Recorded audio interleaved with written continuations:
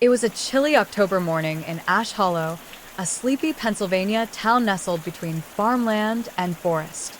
The leaves had turned, casting the town in hues of amber and crimson. Locals were beginning their routines, coffee brewing, schools opening, trucks rumbling down Main Street. But something was off at St. Mary's Medical Clinic. Natalie Brewer, 32, hadn't shown up for her morning shift. That was unusual. Natalie was known for her reliability. Patients adored her, especially the elderly. She always remembered birthdays, brought muffins on Mondays, and never called in sick. By 10 a.m., her supervisor, Miriam Knoll, tried calling. No answer. By noon, worry turned to panic. A welfare checks revealed Natalie's small, tidy cottage on the edge of town undisturbed. Car in the driveway.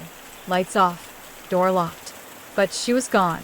The Ash Hollow Police Department launched an immediate search. Volunteers combed the woods. Drones flew overhead. A local farmer found Natalie's phone at the edge of a cornfield, its screen cracked but still flickering with missed calls. As media attention grew, Ash Hollow's idyllic charm shattered. Natalie's smiling face was plastered on every news channel. At candlelight vigils, townspeople wept and prayed.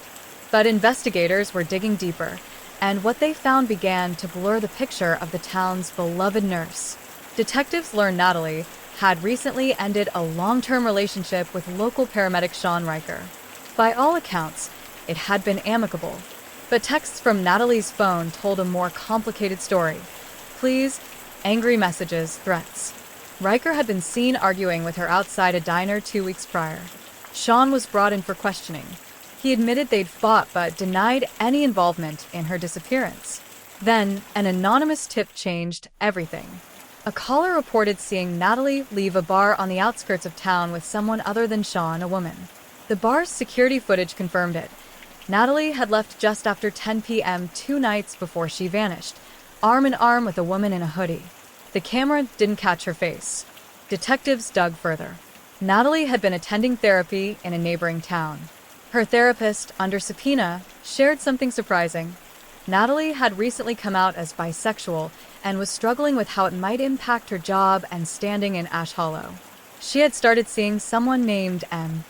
A search of Natalie's laptop revealed emails to an Emily Voss, an ER nurse at a hospital 40 miles away. The emails were affectionate, full of longing, but then they turned tense. Natalie had apparently tried to end things. Emily hadn't taken it well. Emily Voss was brought in for questioning. At first, she denied ever meeting Natalie in person. But confronted with the bar footage and emails, she confessed they'd had an affair that began at a regional nursing conference 6 months earlier. She was going to leave Ash Hollow, Emily said. We were going to move to Harrisburg together. But then she backed out. Said it was too hard. Said she couldn't face everyone. Said it was over. The night Natalie disappeared, Emily admitted she had driven to Ash Hollow to talk things out. We argued. She got out of the car and walked off, she claimed. I didn't follow her, but the autopsy told a different story. Natalie's body was discovered in an abandoned root cellar near the cornfield. Blunt force trauma, defensive wounds. Traces of Emily's DNA were under her fingernails. Emily Voss was arrested and charged with second-degree murder. At trial, the prosecution painted a picture of a love-turned obsessive, of a woman who couldn't let go. The defense argued it was a crime of passion, not premeditated.